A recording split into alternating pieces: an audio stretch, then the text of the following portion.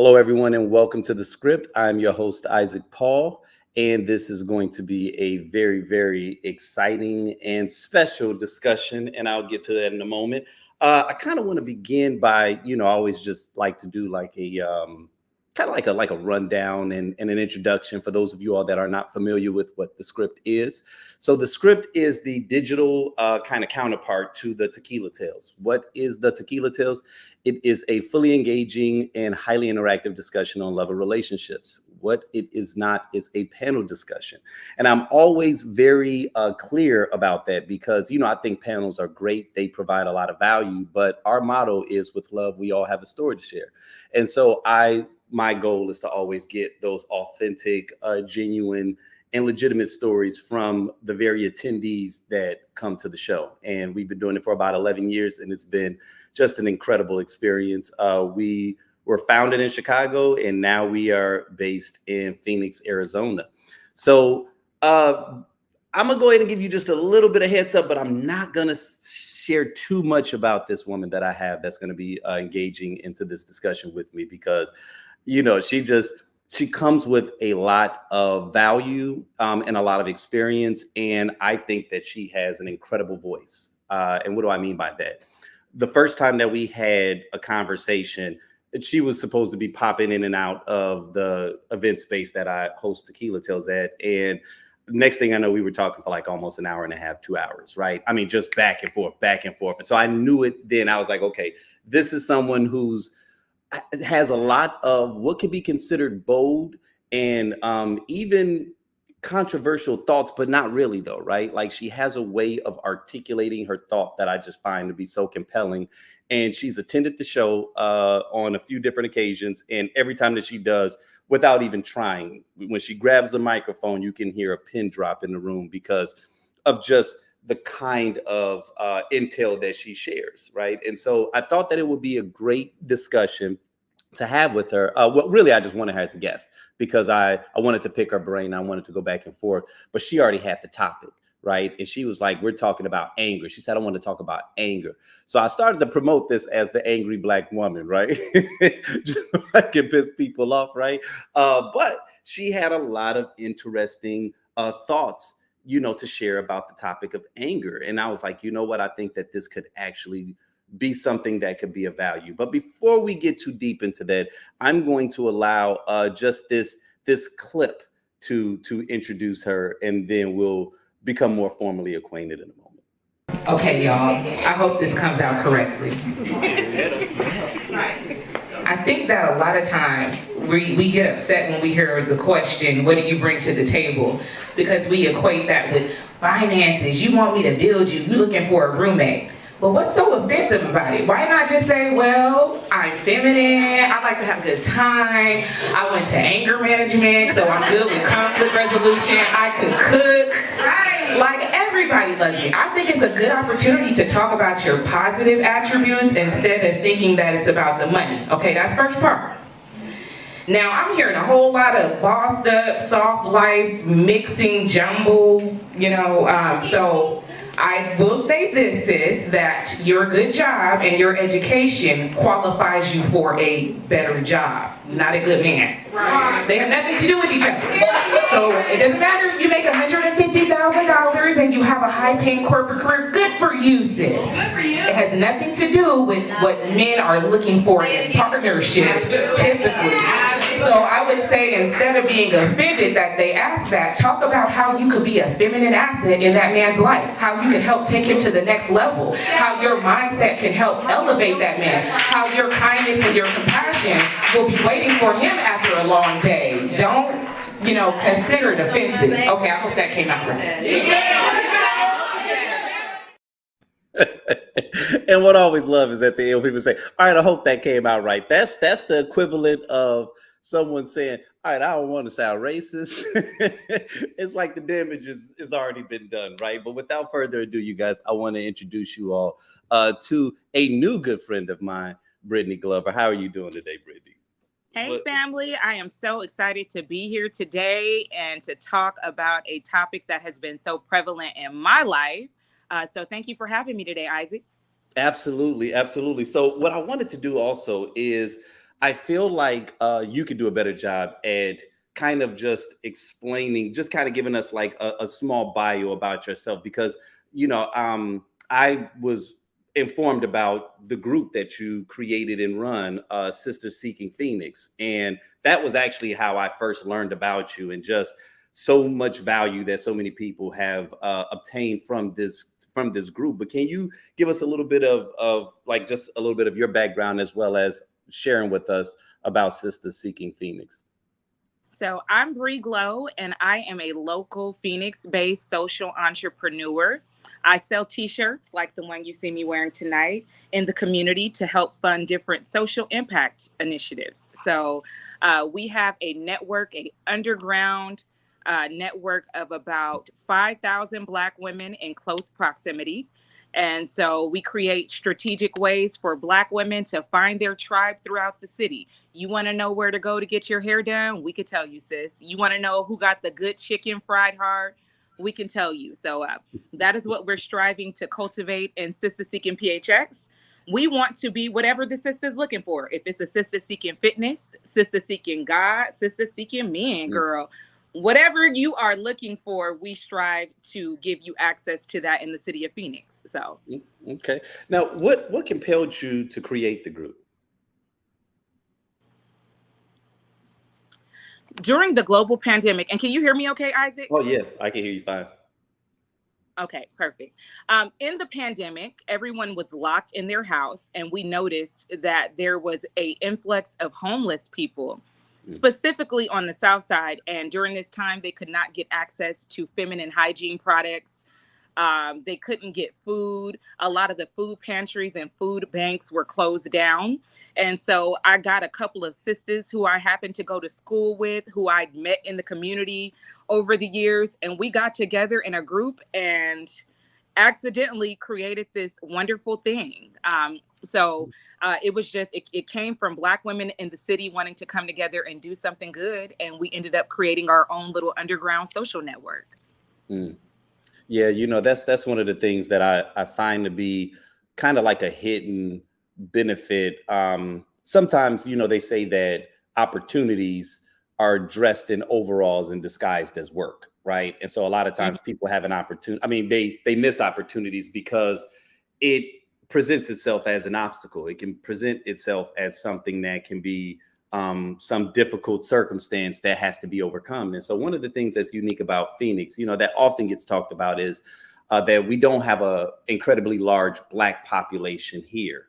It is burgeoning, but one of the things that I have noticed that a unique result of that, a consequence of that is that you do have a lot of these organizations where you'll see the wagons get circled, and there's a culture that gets bred from the scarcity that you sometimes don't see in cities where it's more prevalent, and so things like your organization, I'm always fascinated when I see these organizations that will pop up that will have and provide so much value to the residents of Phoenix, and so, yeah, I just kudos for not only starting in a space because you desire to serve, but like I said, I mean, I've seen some of the events that you all have hosted, and I mean, you all draw a nice crowd. It seems like you have a very engaged following, and so, yeah, that's been very Shout exciting out to to just kind of Black witness you. women in Phoenix.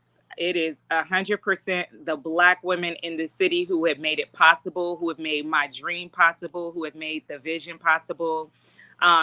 What I have learned is that many hands make the load light. So Hmm. if enough of us come together and we start strategizing and working together, we can cultivate the type of culture that a lot of people say they don't get in Phoenix. I see it Right. as an opportunity. So this is our opportunity to create and cultivate the culture and what we want to see for Black Phoenix. Absolutely. So, for those of you all that are watching, it does not matter which platform you're watching it on. If you're watching it live, if you make a comment, I have the ability to share it on stage. So, any comments or questions that you all want to ask either one of us, or if there's just something that gets said that you're just like, oh, I have to add my 2 cents, feel free to go ahead and make a comment. I can share it right on the screen. It does not matter where you're watching it from, even if you are the only one watching it on that platform. That's kind of the cool thing about this particular streaming application that I'm using. But with that being said, let's go ahead and dive right into it. So I wanted to have this conversation with you, right? And I said, you know what? Yeah, in terms of what it is that we talk about, I was like, man, I'm kind of open. And you jumped at it. You was like, man, I want to talk about anger. And so from the jump, I was like, okay, all right, let's go ahead and do it. And you were telling me about how you had been meditating on the topic of anger recently, and it kind of seemed like it had been reverberating. So can you just give us a little bit of insight as to what made this topic so profound in that moment where you was like, oh no, I think that this is definitely something that's worth a discussion? So I have just gotten over my phase as an angry Black woman, and I didn't realize how angry I was.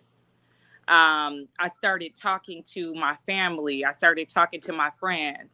After I had an incident back in 2020, which showed me a different side of myself. I'm pretty sure we'll get a chance to talk about that tonight. But it was the first time I saw the rage within.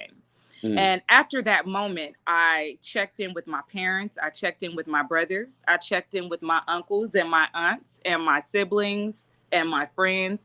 And I asked them all the same question. Am I a hothead? And it was a resounding yes from every single person. There was no hesitance. There was no, well, sometimes. There was no, well, I mean, I know you got it in you. No, it was a resounding yes. So that means that everybody in my life is experiencing me as angry, ill-tempered, highly irritable. Something's going on here because everybody's not lying. And it was from discovering that I had all of this anger that I was able to get to the root of that anger and ultimately heal my childhood trauma. And I now live a life of peace. I don't have no chaos. I don't have no foolishness. Anything in my life that has the potential to make me angry has been removed. So I changed my environment. I got the appropriate coping tools to ensure that I could manage my anger in a healthy way. So my objective tonight is not to convince anybody to abandon their anger. No, your anger is good. It's healthy. You need it. It's how your body warns you that a boundary is ultimately being violated. So it's about you learning how to control that anger and having that anger be the back seat, not the driver. Okay. So can you recall the last time that you felt angry? Was this prior to the shift in healing of the trauma, or is it something that you have to kind of manage on a daily basis as certain things may trigger you? I think for anybody, you can't fix something that you're not willing to acknowledge. So when I had that rageful episode, it's when I finally learned that I'm an anger stuffer. I'm a stuffer. I stuff it down. I could stuff it for a long time.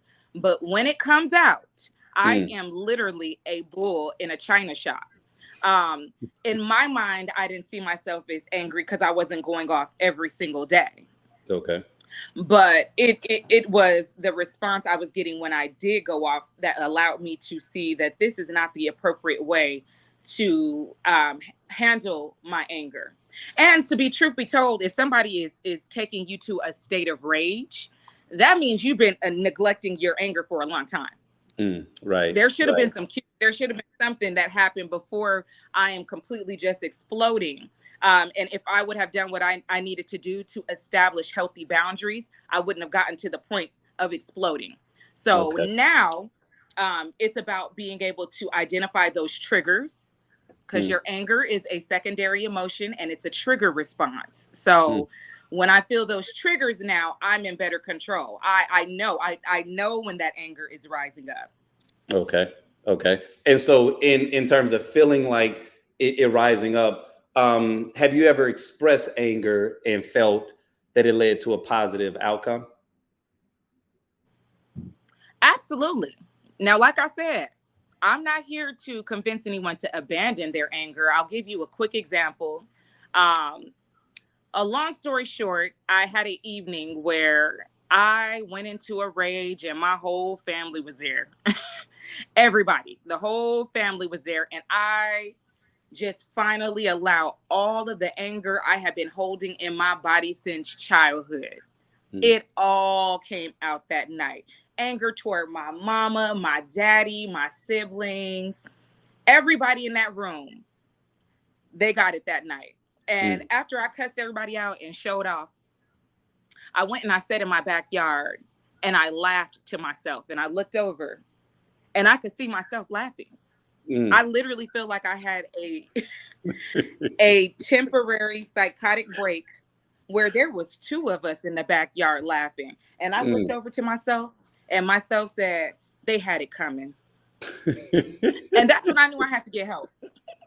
That's when I knew, that was the night that I knew, because now I'm sitting here having conversations with myself. Yes, sis, you got to go talk to somebody about that. Mhm. So it was the first time that I became aware of this lingering anger. Now, with Okay. that being said, just because I wasn't erupting every day doesn't mean that anger wasn't showing up in other ways. Mm. Irritability, being real short tempered with the kids, over reacting when they Mm. spill something. They're kids, they're going to spill something, Mhm. Right. they're going to do Right. things like that. So I noticed that even though I wasn't erupting every day, the constant state of anxiety, the Yeah. constant state of fear, I finally started to be aware of all of those other underlying issues Mm. that I had. Okay. Yeah. One of the things that I think that we sometimes can overlook too is that you have some people that can explode and then you have some people that can implode, and I think that when we're talking about the topic of anger, there's always this belief that it it's associated with violence. And so if it doesn't look violent, then we may not be aware of the fact that we are constantly dealing with some subtle form of anger, right? Whether it be from microaggressions, that we're constantly encountering at work. And then, depending upon your position and how much authority you have over it, whether or not you always got to take that type of stuff on the chin, and just what that does over a period of time, how that can slowly start to wither away at just your mental health, right? Because you're constantly having to bite your tongue, and then it's like if you do say something, then you get associated with one of the common tropes, whether it be angry black man or angry black woman, So I guess, one of the questions that I have as it relates to that particular trope is, you know, how it has affected, whether it's affected you inside of your professional life, right? Because I know that, the industry that you were in for close to 20 years is one that is probably not heavily dominated by black and brown people, and specifically black and brown women. And so I'm assuming that, when you're dealing with, money and things of that nature, moving around, that a lot of emotions can sometimes get involved. So I'm curious to know, like, how the management of your emotional state, specifically your anger, affected your professional life. Oh, I've certainly, after working in banking for 20 years, had some choice encounters Mm. over the years. But in corporate, they don't want to hear all of that. You Right. can't go in there. So typically, you end up suppressing and suppressing and suppressing. Um, and so I found myself, because I could not be reactive in corporate situations, being the person who's back and forth with HR, having to file a complaint on this microaggression, having to bring to attention that this happened. So, you know what I did eventually? I got out of corporate because I don't want to Mm. be in a situation where I am constantly feeling triggered. Hmm. If you are, I would say that about any area of your life.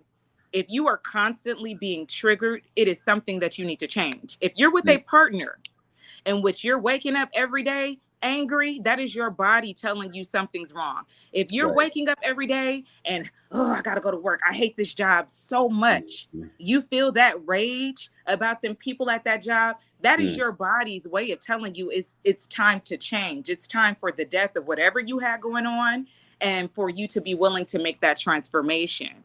So now I don't sit around and allow people to trigger me, corporate or not. When Mm. I'm in a situation where I am not being valued or my boundaries are being violated, I remove myself. And Mm. therefore, I no longer have to manage the triggers. You just won't see me there. I will find another means. Okay. Um, Now, Now, that being question said, with for that though. those, Do you feel like in that regard, right? And I'm sorry to cut you off, but just I wanted to jump in right there because I agree with that. And I guess what I'm questioning is balancing that desire to remove yourself from unhealthy situations against being flighty. Do you ever feel like you have to kind of balance that a little bit? Like where maybe there's some circumstances or some situations that's worth fighting for. Maybe not in the aggressive, it pulls you outside of your body space, but in a sense of you allowing yourself the opportunity to be uncomfortable in that moment or to deal with something that may be unsettling because it is something that hasn't completely healed yet. Like, how do you balance that where you don't feel like I'm running away from conflict versus I'm not tolerating unnecessary nonsense? now, I had to go to actual anger management. Okay. So I'm a shout out angermasters.com. Anger Masters, if y'all ever come across this video, give your girl a coupon code because I am sure to tell everyone about how that $25 that Mm. I spent on angermasters.com changed my life. I took a 4-week anger management course and I'm an analytical person. So I Okay. was able to read about anger and read about those triggers, the physiological changes that happen in your body. You know, when you become enraged, something happens. Mm. You usually, your heart is beating faster. You know, you might start sweating. I literally feel Mhm. the anger rising through my body. So being able to read about those physiological changes and to have a deeper understanding of the root of anger. Really, your anger is just a unmet need. It's an unmet need that you have not been able to address. So, in understanding those things, it gave me the tools to be able to respond instead of react. Mm. So, if you know you're a hothead, you can go 0 to 100. Then I'm not the type of person who needs to have a conversation in which conflict could potentially arise right Mm. away. I Okay. need to take a moment to really think about it so that when I do have the conversation, it's not coming from a place of emotion, but it's coming Okay. from a place of logic. Mm. I'm sticking to the facts here. I'm making this not about you being a bad person, but about how my boundary is being violated or how I don't feel seen or I don't feel heard. Mm. So I think it's important to really think about those things before you try to have those difficult conversations, because a lot of times you go in and you try to freestyle it, and the next thing you know, Right. stuff has gotten out of control. So I think Mhm. that you know, it's always like they say, old school, count to 10, go take a walk. Those techniques work. Yeah. You know, and this is a slight pivot still on topic. And I don't even know where I'm going with this point, but something that you said just triggered a thought. And with regards to how you said that, like your physiology will change, and you have to know, like anything that has the threat of violence, you know that that's something that is like, okay, I need to be completely away from this. And I recall one time, and I can't remember exactly where I heard this from, but it was it was about a group of men saying how when men are talking to other men on some level, that's always like on the sub layer, and we're always aware of the potential threat of violence.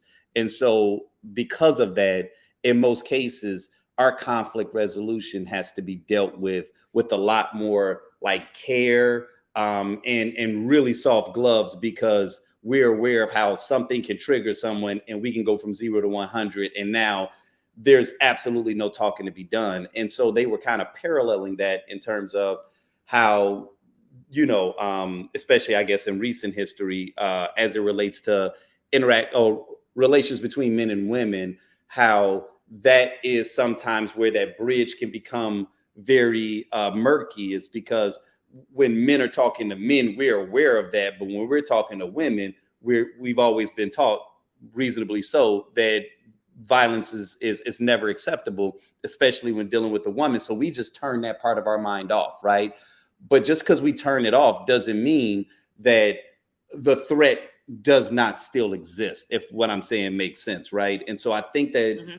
that's something that us as men, we have to start being more transparent about. I was talking to my wife about this the other day, about how like we have to start talking to other men so that we elevate the conversation beyond just never hit a woman at all costs, right? Because it's like you'll tell yourself that, and then you'll say to yourself, oh yeah, especially if you're not a violent person or you could never imagine yourself hitting a woman, then you'll tell yourself, oh yeah, I would never do that, right?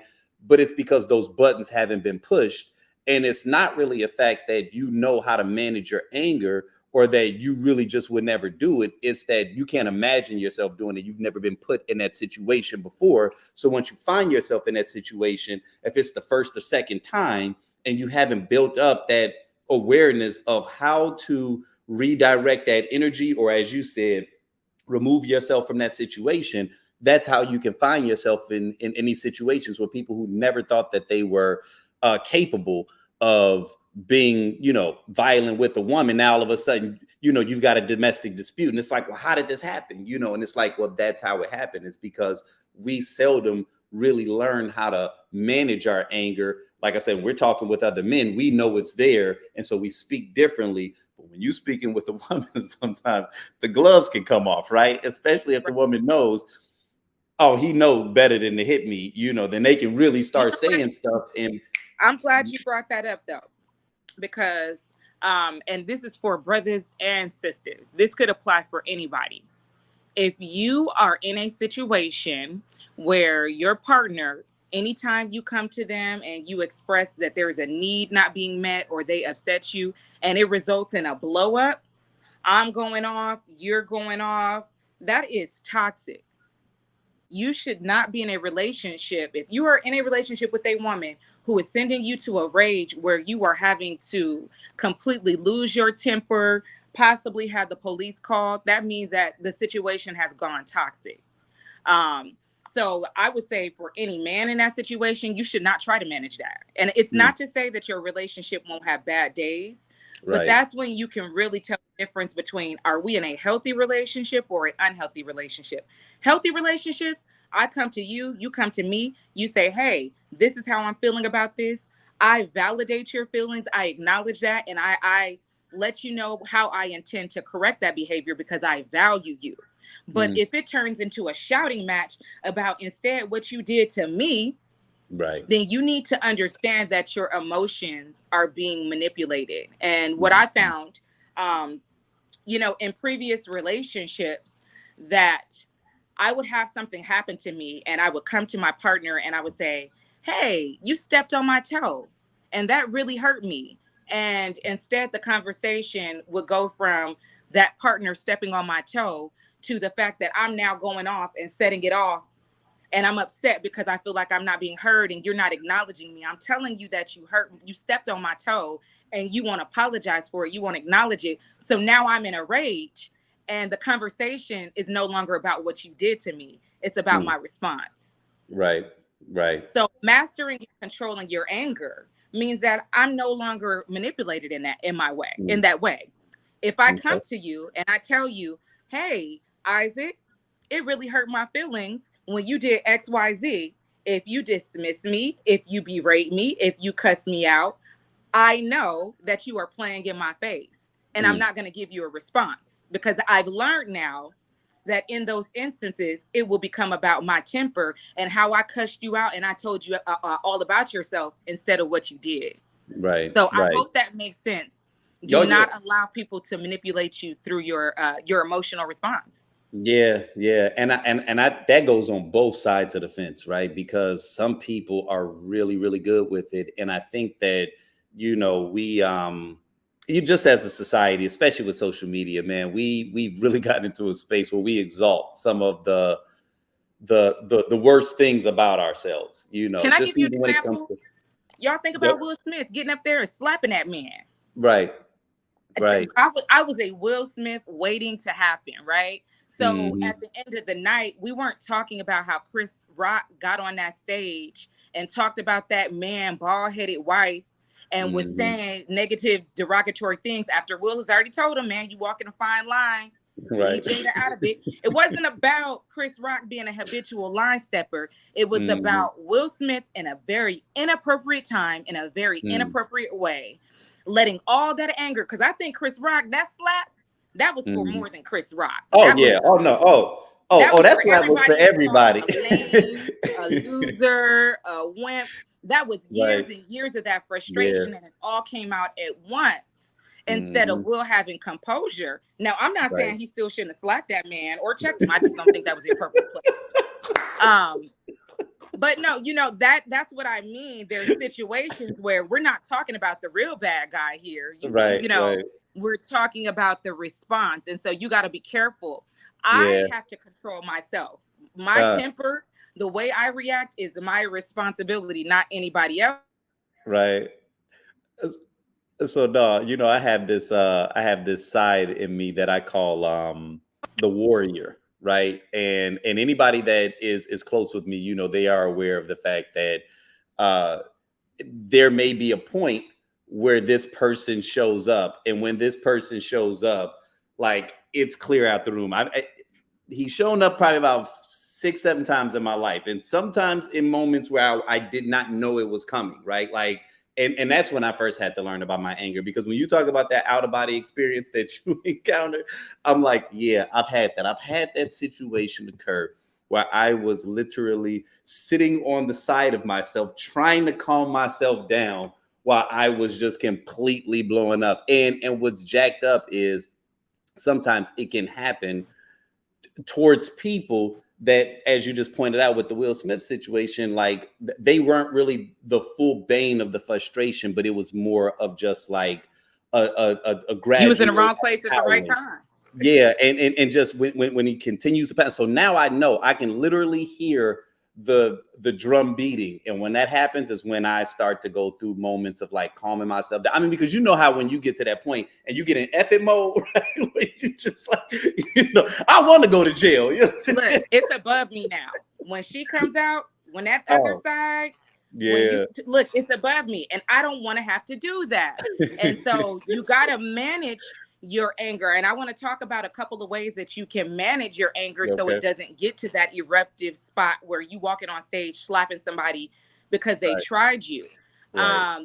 One of the things that you learn in anger management is ways to manage that temper. So a couple of things that you can do that have helped me. I don't know if you've ever heard of a rage room, Mm. but me and my friends like to go to a rage room, get us a baseball bat, bust some glass, bust some stuff out, and get that Mm. physical anger that we feel in our bodies out. Um, if you don't want to go to a rage room or there's not one near you, go and buy you about 3 to 5 coconuts and go up to South Mountain and bust them suckers to the white meat. I promise by the time you get to that 5th coconut, you're going to feel so good. Uh, For every coconut that you bust, you imagine that thing that you're angry about and mm. you give it your all as you bust it.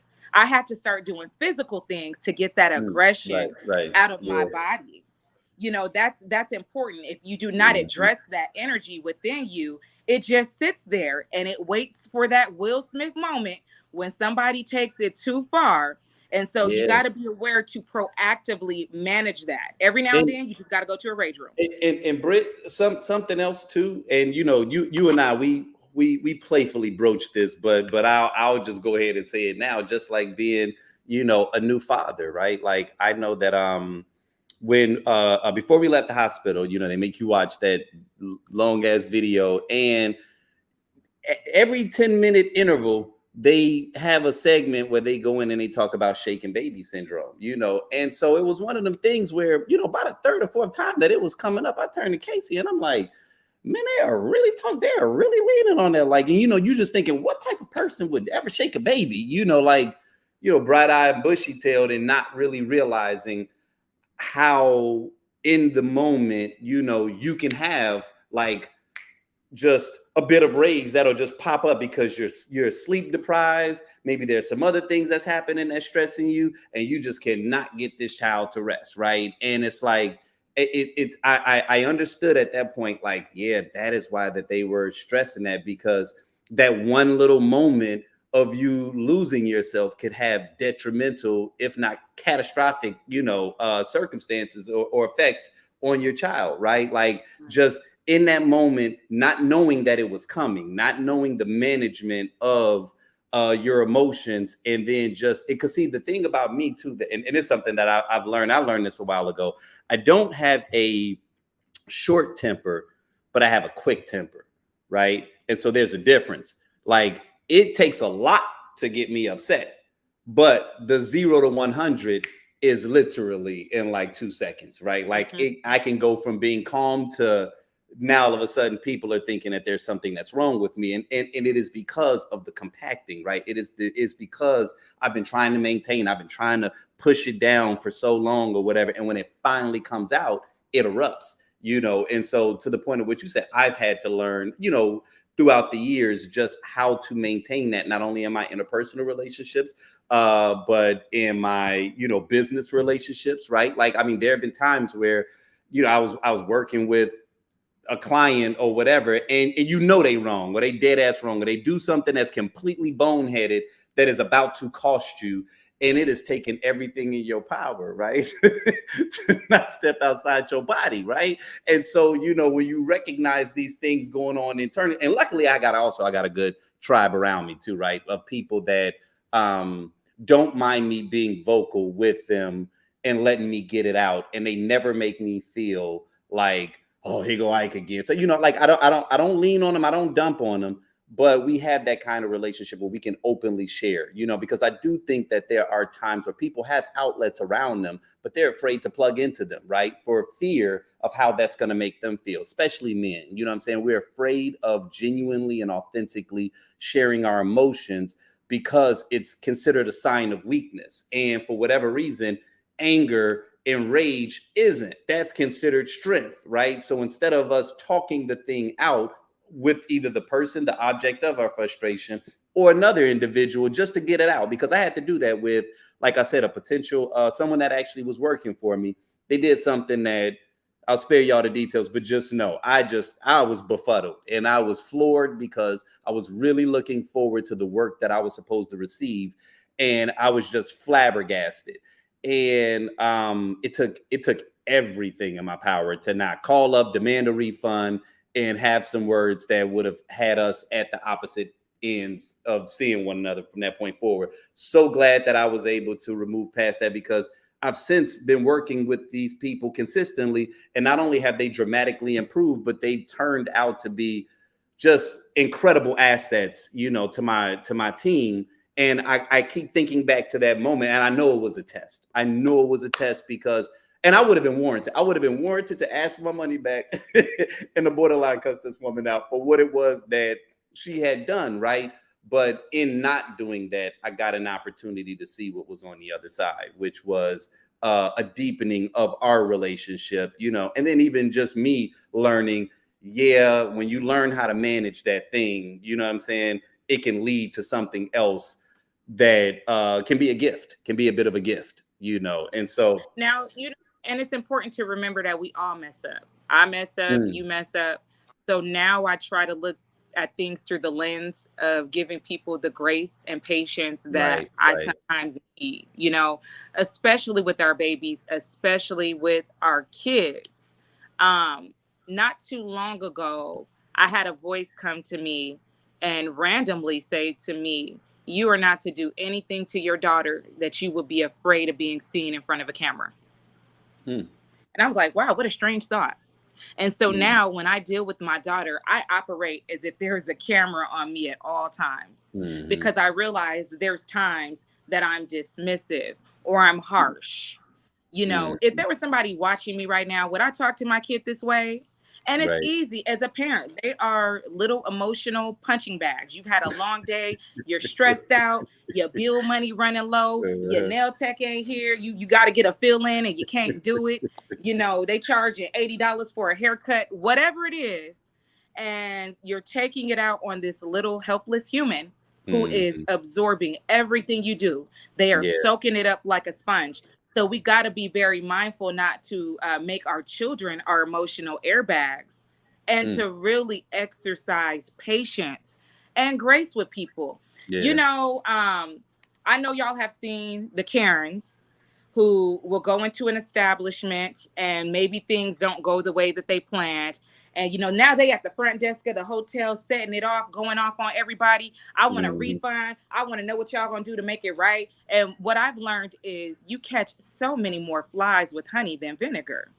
Mm, It that's is true. better for you to express your point or to express your disapproval, um, acting like you got some sense and some grace and some patience. Give people the chance to But fix it. Bree, but Give Bree, people the chance Bree, to make it right before you go off. let me challenge you on that though, right? And hear me out on this, right? Every once in a while, you got to show your ass, and I don't know why. I don't know what it is about me in the universe that forces me to do that on occasion to get results, and I hate it. I absolutely hate it, and I never forget it because it's happened on a few choice moments where like something it could be something as simple as I remember one time for my birthday, some friends told me to meet him up at this popular rooftop lounge in Chicago.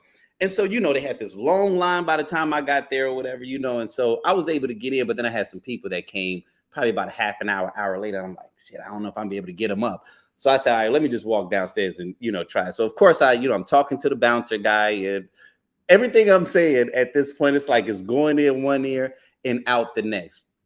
I cannot remember what it was I said, but I think there was a point where I started getting agitated at the fact that the people I was bringing in were ready to like spin big and do what. And I just got agitated at what I knew was him putting me in some little box. And my inner Kanye came out for that brief moment, right? Don't come out often because I don't like that side of me, right?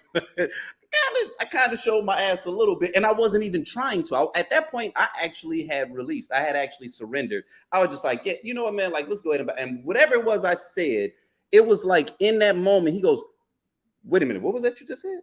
And then I said, and I shared a little bit more, and he was like, come over here for a second. And then all of a sudden he starts engaging me. And it was like, then all of a sudden he cared, right? Once I let my bravado show, once I started, and again, it wasn't a finer moment because I don't like having to do that in order to get results. But the few times I have, I said to myself, this is why Kanye shows his ass all the time, right? Because when he does it, people pay attention to him and they get results, right? So it's like I agree with what you're saying as it relates to how we probably operate, like kind of moving from the spirit.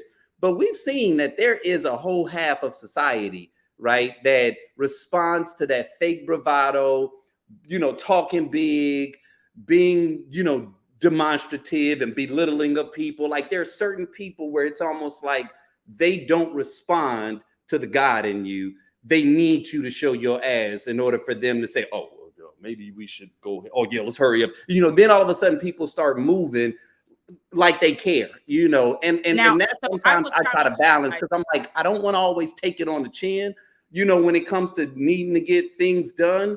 But again, that's why I be liking that I got the warrior there because I'm like, if I ever need to call him, But that's you, that's for you as a man.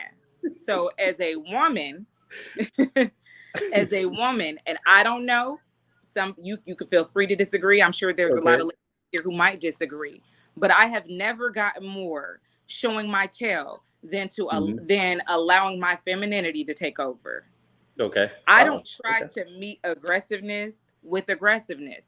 okay, That doesn't work. I can't out roar a man. I can't out scream a man. I can't beat up a man. So I gotta find productive ways to get my point across and to express that I have an unmet need that do not require me to do all that rah rah. If you are okay, putting me in a position where I have to go into rah rah mode, I'm out of there. You no longer will have access to me. I am not in relationship with people who force me to have to respond like that. And Mm. so, and that could be with any company. I don't do Mm. business with companies that treat me like that. If I'm in an establishment and I'm having less than subpar service and it's Mhm. not being corrected, I'm more inclined to get up, walk out, and never come back and Mm. make sure that the people in my life know that I had a bad experience. So really, I'm at a place now. You should fear what I don't say. Mm. It's not Okay. what I do say that should Okay. concern Okay. you. It's what I don't say. So That's where so that's the shift in power. So sometimes it's not about you trying to win somebody over by right. cussing them out, but exercising self-restraint, Mm. because that is also unusual in society. You don't see people calmly handling things with grace Right. or compassion. You don't see that nowadays. You're more inclined to see somebody go off. And so what I find is Right. more people are inclined to hear you when you can calmly articulate what it is that's bothering you. Okay. Rage and anger should not be the default response. So what it sounds like is self-awareness is critical, right? And with that being said, I wanna cue up this next clip. And we'll just it speaks for itself, but this is going to kind of segue into the next phase of this discussion. Now, since if this don't apply to you, it don't apply to you. But I'm gonna tell y'all right now, there's plenty of women out here who are winning and are not having any problems finding men. I can't hit them off with a stick, baby. In my own personal friend circle, we have invested in a femininity coach. So I would just say to any woman here, you might need to get somebody. You might not be showing up the way that you think you are. I saw a video of myself and I was like, oh girl, you just walk so hard and masculine. And what I realized is the way that I was walking so fast from here to there is even if a brother wanted to stop and introduce himself, he wouldn't be able to do so because I'm walking so fast and I'm on a mission. And getting a femininity coach who says, slow down just a little bit. Part of you being soft and inviting and smiling and waving, what you gonna do if you see somebody while you getting some grapes and she look over at you and go, he gonna come introduce himself. So I would say that self-awareness is going to be critical. Everybody needs to have self-awareness, the men and the women, to do the individual work. Now since if this don't apply to you, it don't apply to you. But I'm gonna tell y'all right now, there's plenty of women out here who are winning and are not having any problems finding men. I can't hit them off with a stick, baby. They in the gym. You wanna go to the gym? You wanna know where the men are at? They're where the women are practicing self-development. I'm just saying, sis. So if we put the work, and this is just based on my experience, I'm not speaking for anybody else, but I think that the women who are doing the work on their character, on how they present themselves, on how they dress, how they behave, invest in that type of thing because it makes a difference. And we're not having the same conversations. I ain't heard nobody in my circle talking about, girl, I can't find a man, where the men at? Because we doing work. So come on over to Death Row. Yeah, where we winning, and that comes with self-awareness and making it a point to invest in yourself. You don't have all the answers. Get the stylist, get your hair together, get your fitness together, get your attitude together, okay? Look, anger management, I tell everybody it changed my life. It's $25, so self-development is critical to our growth as a community, okay? Okay.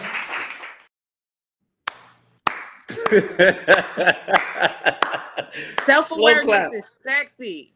And see, for Black women, anger can cause so many issues for our brothers too, but we as women tend to carry anger in our wombs. So here I am, I'm 36 years old, dealing with fibroids, dealing with all of these digestive issues, fluctuating weight. My weight's up 30 pounds, it's down 30 pounds. I'm not sleeping well. A lot of those things are the physical manifestation of that anger, that unresolved trauma, that unresolved hurt, which is typically the root of our anger that we're carrying around. It's in your body, and your body is going crazy. I kid you not. When I finally started busting them coconuts and going to anger management, I've seen a complete change in my life. I was able to lose 25 pounds. Not doing much difference, going to the gym, eating the same way, but I sleep better. My edges grew back. I'm not all inflamed. My mysterious fibroids that sprung up are now shrunk to the point where they're almost undetectable. It was addressing the anger that has changed my menstrual cramps, the headaches, the not being able to get to sleep. So it's so much deeper than just the reaction in that moment. It's about how we're carrying around this thing that's literally making us sick from the inside. Right, right. And yeah, And and per that clip, the women who are doing the work are not having the same issues. right. So okay, so I queued that clip up on purpose because so now I'm going to cue up another clip, and this isn't of you, but this is of it was a show before last, and there's a gentleman that he attends quite often, and it's wild because in many cases he's been like the darling of the live shows. Every time he says something, I think the women love like his look, the deep voice, and a lot of the points that he was making up to this point, they were 100% in agreement with. Okay. Now, this particular clip, and it may be triggering, but when it was said inside of the live space, everyone understood the context. So, of course, I tried to put the question up so people can understand what the question was.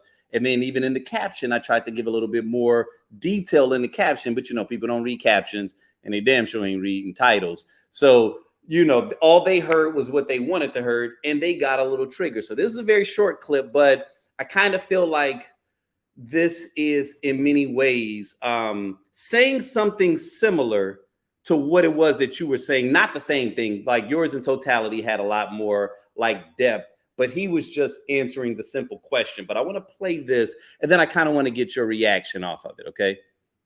All right. So I'll answer the second question about men being outside. She said that most men ain't outside or whatever she's looking for. My guys, these are my guys over here. We outside. We just not checking for you. You know what I mean? So if you outside and we outside, but we not looking your direction, it might be a reason why. You know what I mean? Just to be honest with you. But there are plenty of men outside, doing whatever, cigar lounges, bars, bar hopping, you name it, museums, galleries. But if you're not catching their attention, you're not going to pay attention. Just being honest.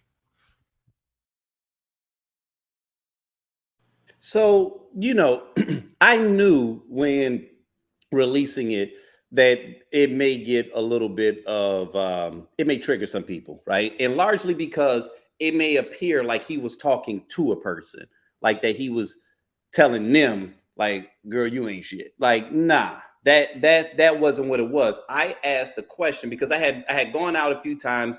And a lot of the questions that I would get asked from women is like, man, where are the guys at?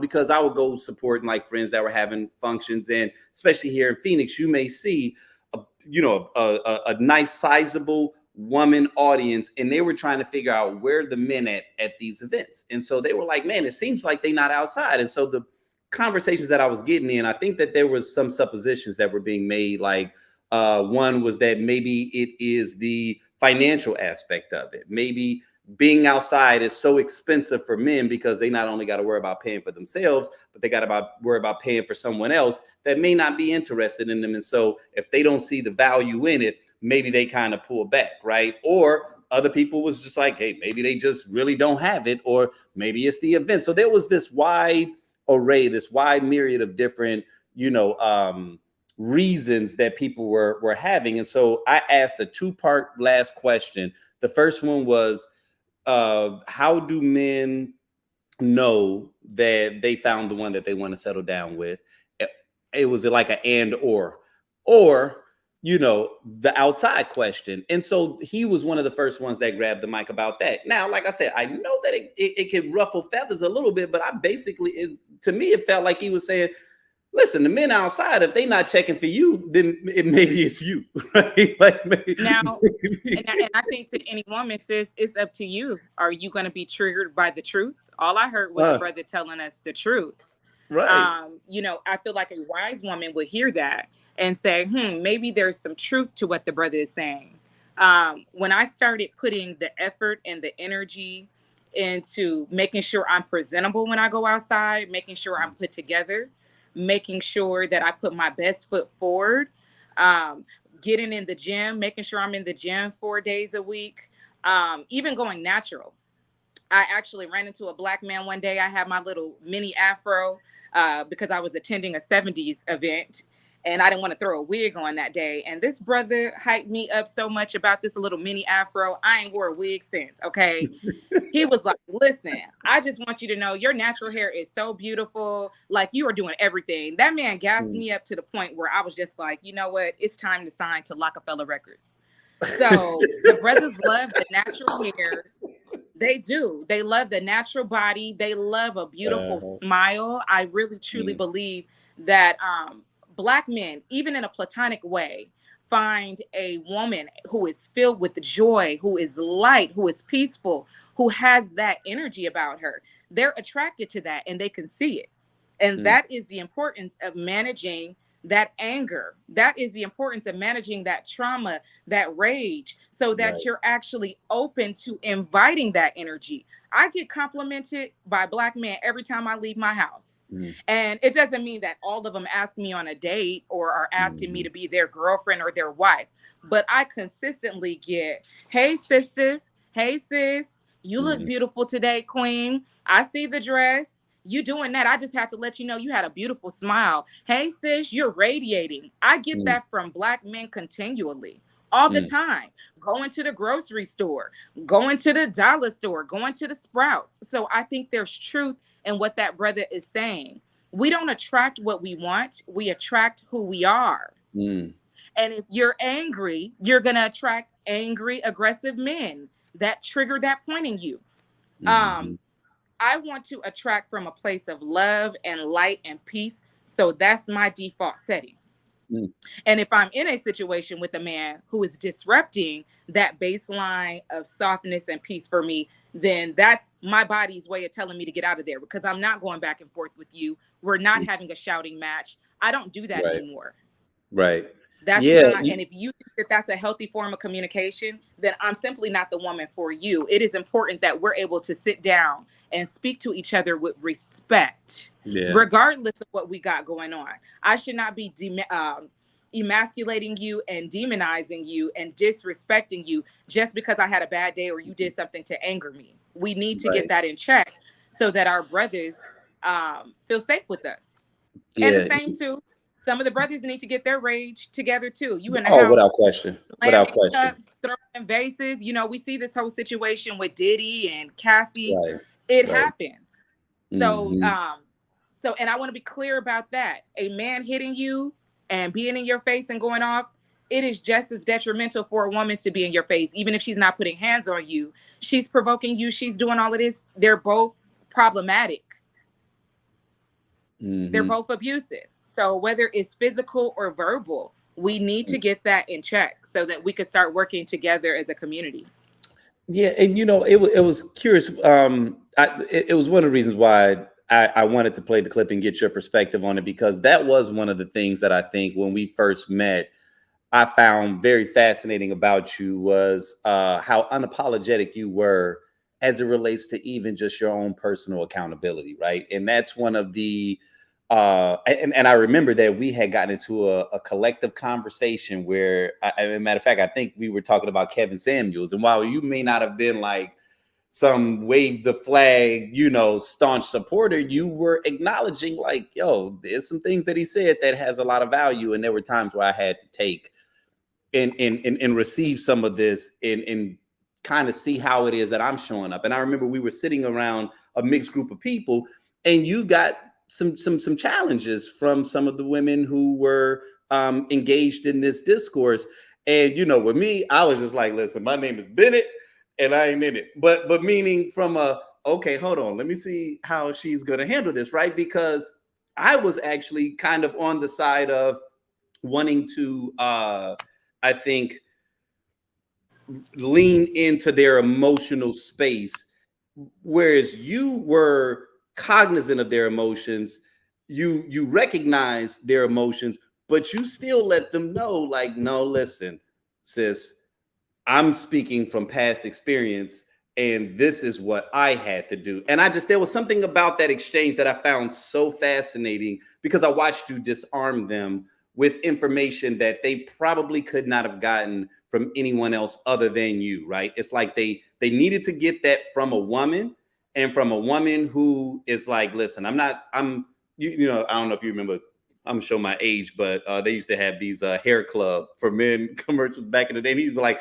I'm not just the president, I'm also a member, right? Like, it's like when people know that you yourself have gone through the thing, or you yourself are going through a thing, and you're speaking from a place of experience, there's something about your messaging that just resonates so much more. And so, like, even with the clip that I just played of you, you know, as much as I expected that to ruffle feathers, it received nothing but praise, because people had to hear, like, okay, she's speaking facts. She's speaking facts. And there's someone that said, I had to ask myself, how am I showing up? You know what I mean? And I think that we're in a day and age where on both sides of the fence, people won't take personal accountability. It's almost like the moment that you ask for personal accountability, they think that you're victim blaming. And it's like, nah, it's not that I'm victim blaming. I'm saying that I don't think that there's only one variable in a situation that you can augment, or that you can have influence over, and that's the you variable, right?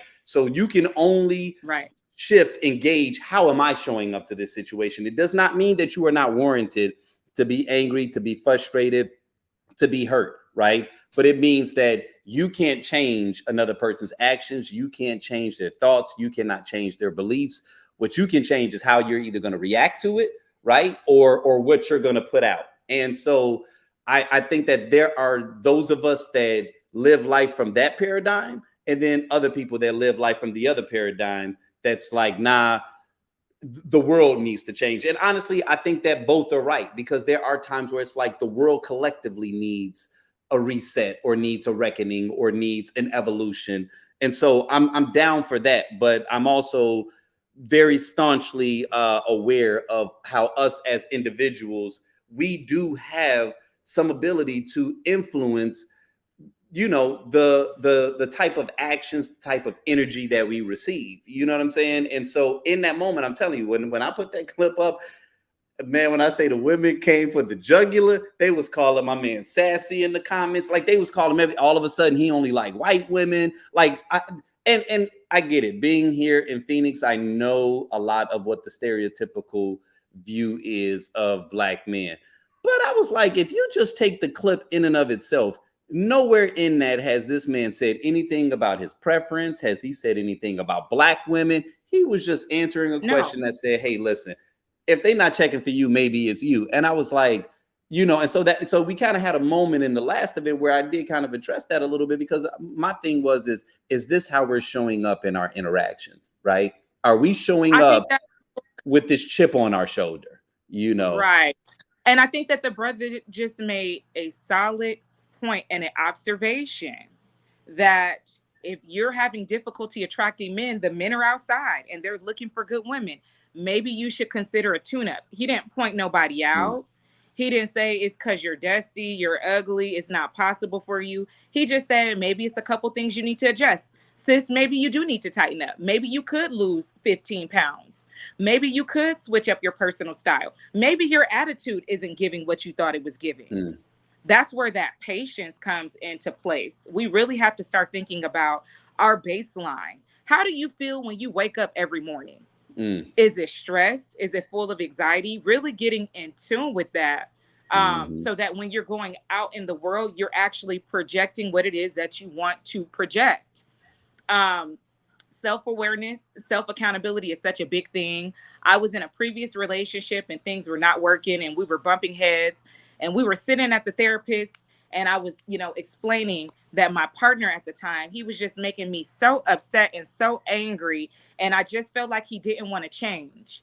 And my partner decided to leave therapy that day. He said, I'm done with this. I don't want to do it no more. And when he left, the therapist asked me a very important question. I think it was the transformation question for me. She said, if he never changes, how have you changed? And it was the first time that I realized, just because somebody else doesn't change, I can't force that person to change. I can't control anything outside of myself, but I'm 100% in control of my own reactions, my own responses, how I show up.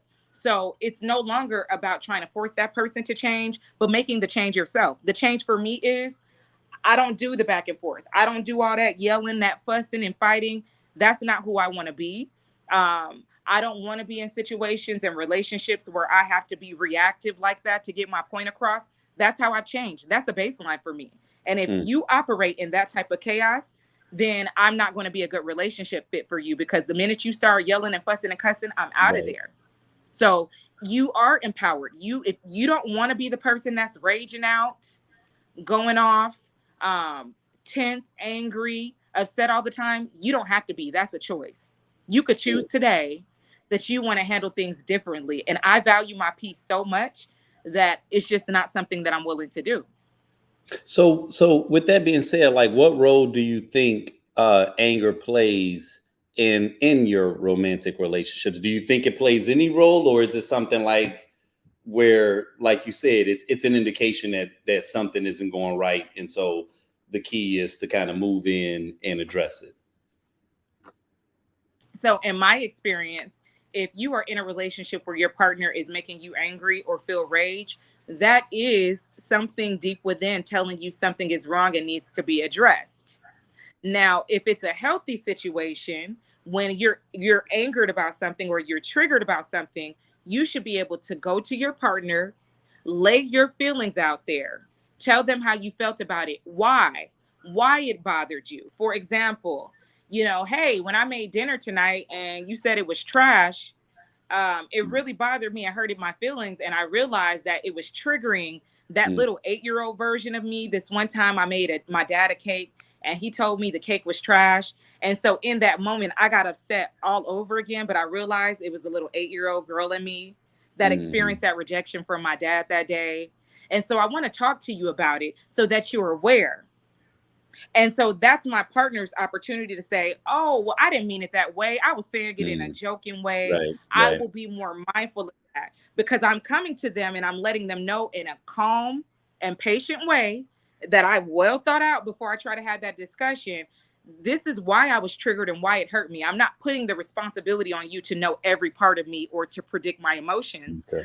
I'm taking responsibility and I'm saying, this hurt Okay. me and why. Can you be mindful of that?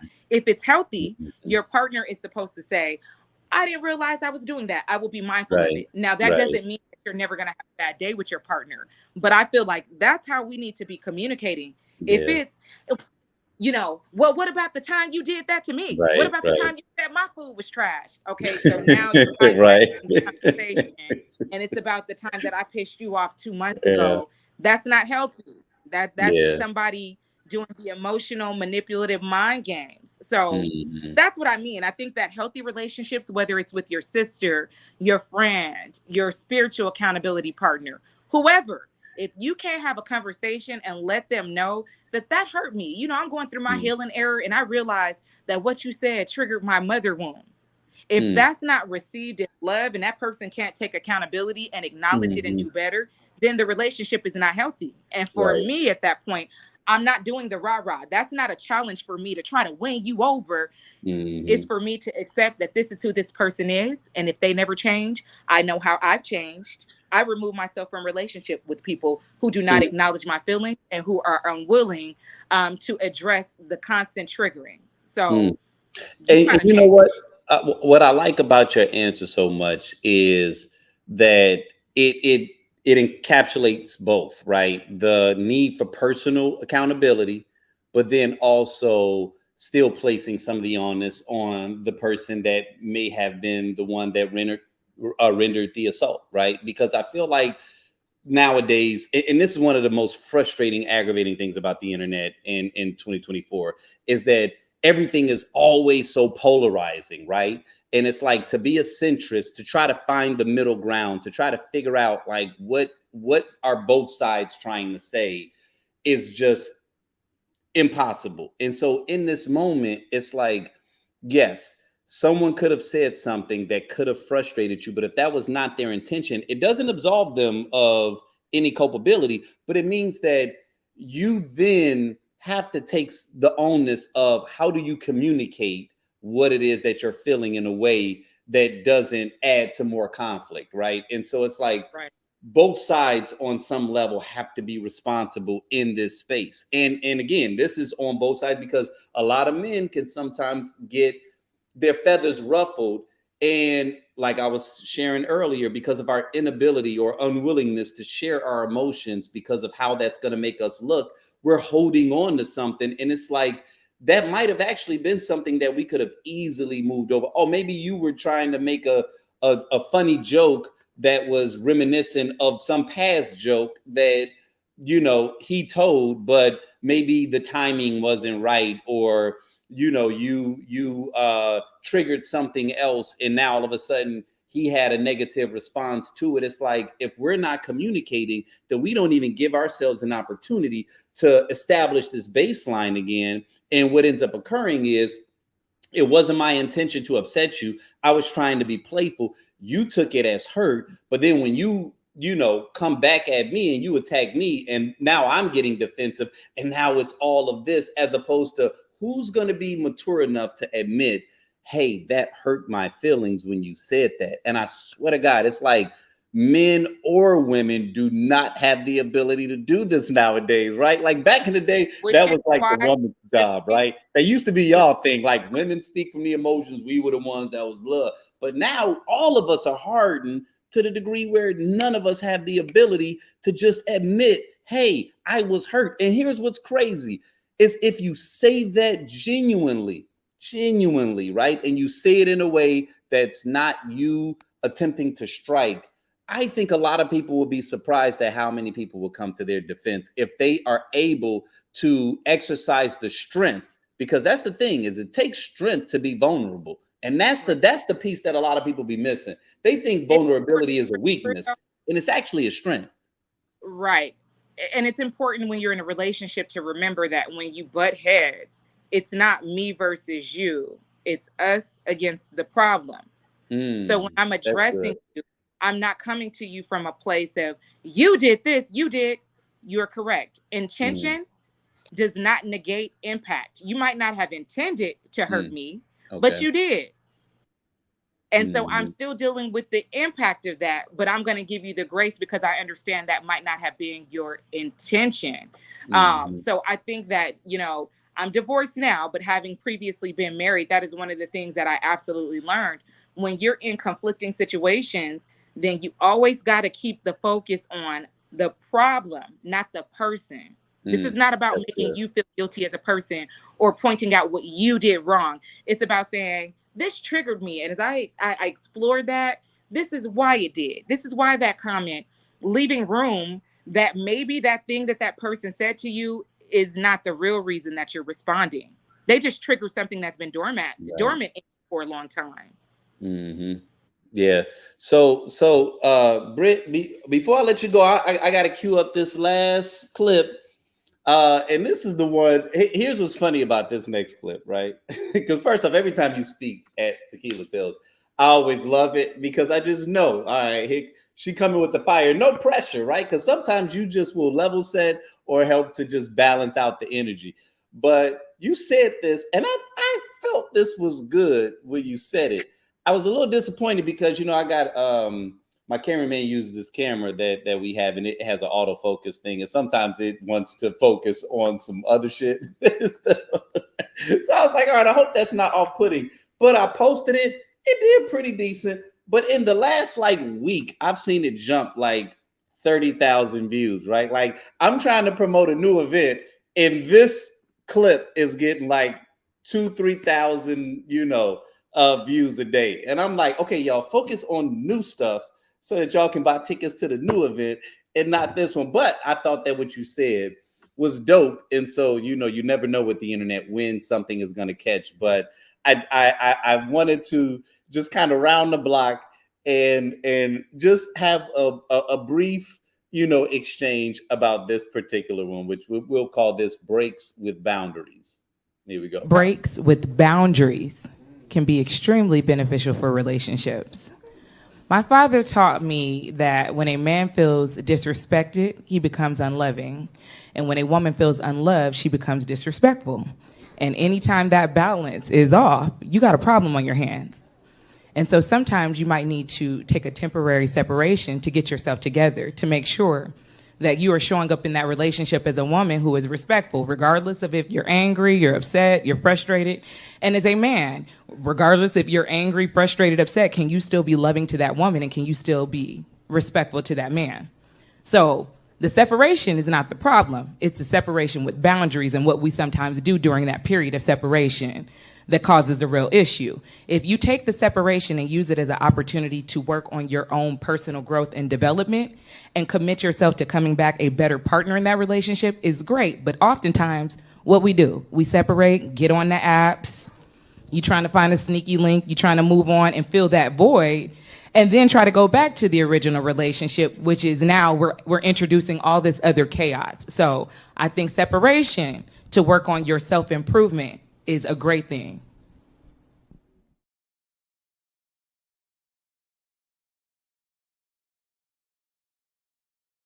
Listen, listen. If you ain't gonna do nothing else, okay, you gonna drop some bars, right? You don't grab the mic unless you intend to drop bars. And I always get a kick out of seeing why something is getting traction on the internet, right? Like, and in that particular instance, it's been kind of across the spectrum, right? Like, some people may, push against the idea of a break inside of a relationship. But the people that have been sharing it in their stories, because that's what I get to see, are the people that are sharing it in their stories. They seem to be intrigued, right? Even if they did not wholeheartedly agree, they are intrigued with the idea and the concept of having a break with a boundary, right? And I remember, when you said that in the show, like, we had to pivot for a little bit. Like, even me, I'm like, man, I didn't know that was possible, man. I always thought that a break was a break, and so there was a bit of a conflict during the live show when you shared that. But it like, and what I told you at the time was, I always say, I said, man, in theory, this feels very substantive and it feels like it has value. But I was like, I questioned whether or not in practice it would actually work. You know what I'm saying? As it relates to, now, I will put it like this. I think that that's the only way a break could probably legitimately work. I just felt like that deviated from when a person is asking for a break, what they're generally looking for. But I could be wrong in that regard, though, right? Like, I could be coming from my limited perspective. So first off, I need to be clear that I'm coming from a place of a married person. Marriage, boyfriend, girlfriend, baby, this ain't for real anyway. You know what I'm saying? We just together. But in the context of marriage, where you have combined your life with this person, yes, sometimes it doesn't work out. I'm divorced myself.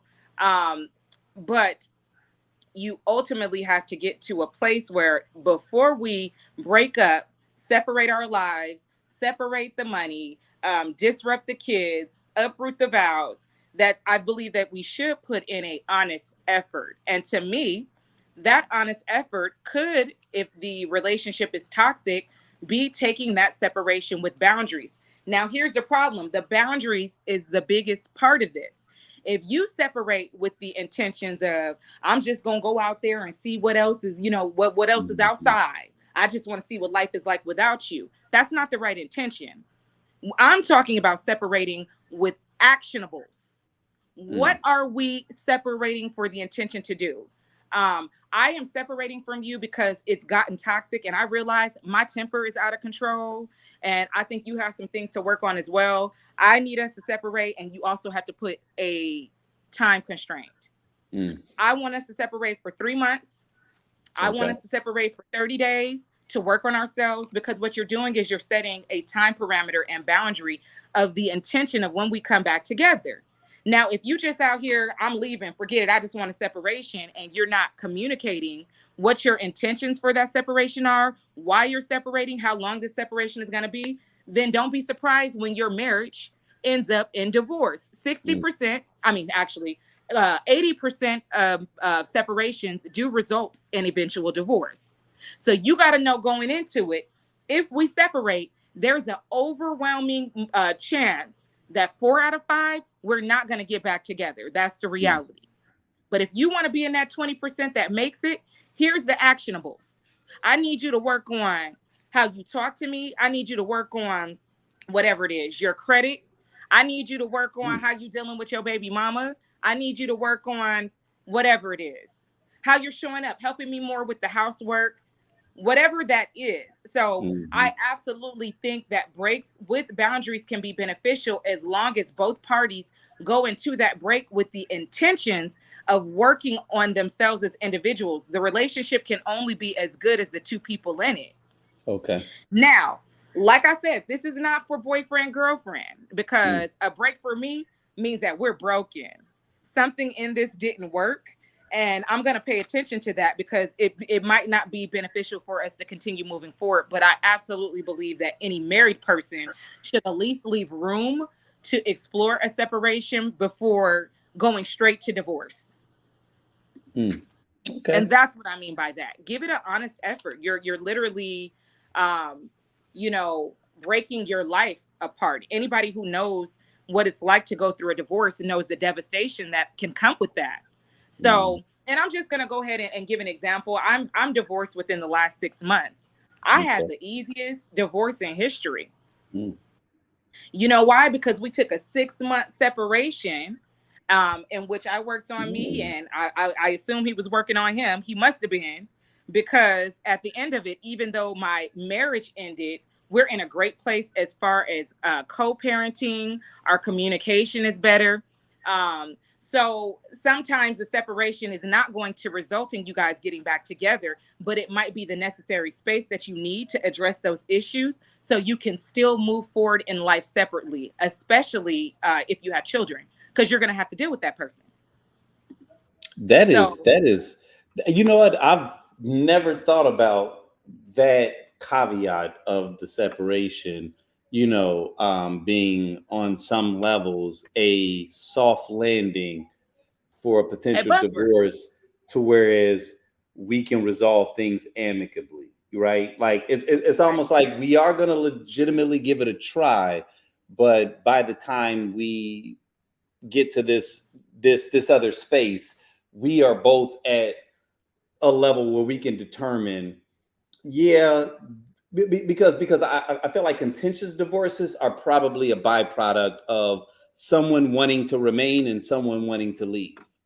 And in order for this to be somewhat amicable, especially if you have children, where we can actually be productive in co-parenting, we need to both be on the same page, and we need to both feel like we've given it, as much effort, as many chances as we possibly could, and now here we are making a mature decision that we are ready to move on, right? And so And I never considered that as being even a potential right. side benefit of, I because I was always going from the perspective of the break, or the separation, as being time to cool off, but the overall intention was we're going to get back together, and if we don't get back together, then those activities were considered like null and void or futile, as opposed to, oh, no, no, no, no, no, as a result of this kind of extended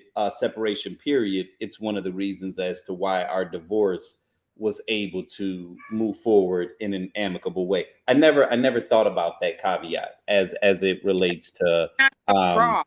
It's not yeah, the raw emotion. It's not yeah. the anger has had time to subside. So now here we are. We're at a conversation.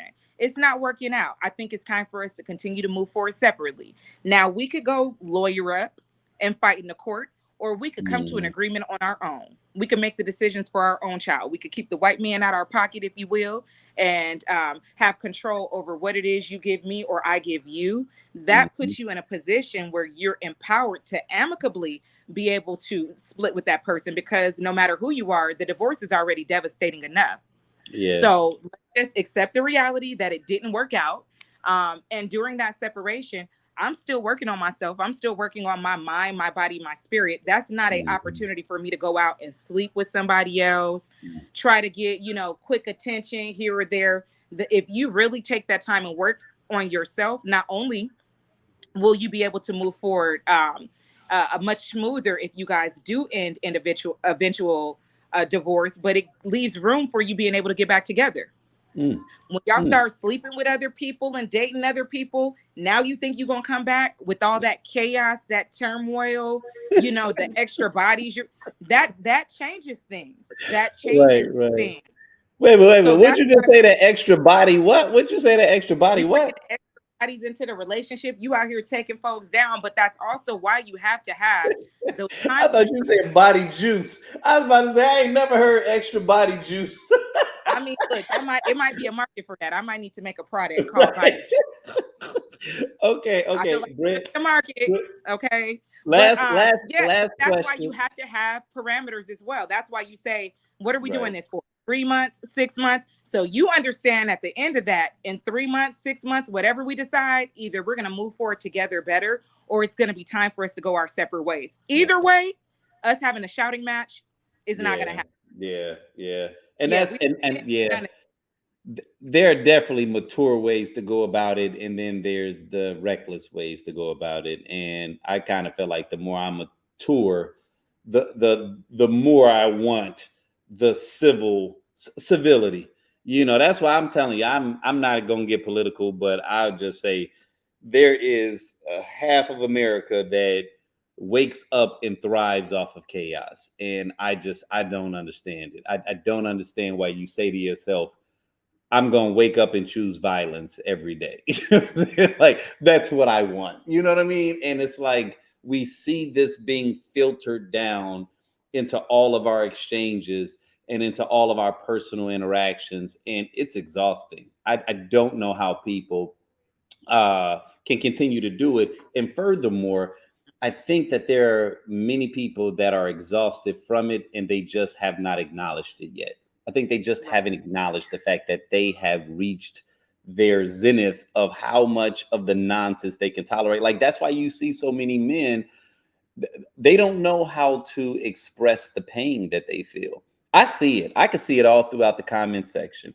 Even what looks like anger, right? And I know that that's coming from a place of pain because we all got sold a bill of goods. We all got sold the lies of what hip hop was telling us, right? That all we need is just a couple of sexy video vixens, you know, these women don't have minds. They are here to be the objects of our desires. So we went out chasing that.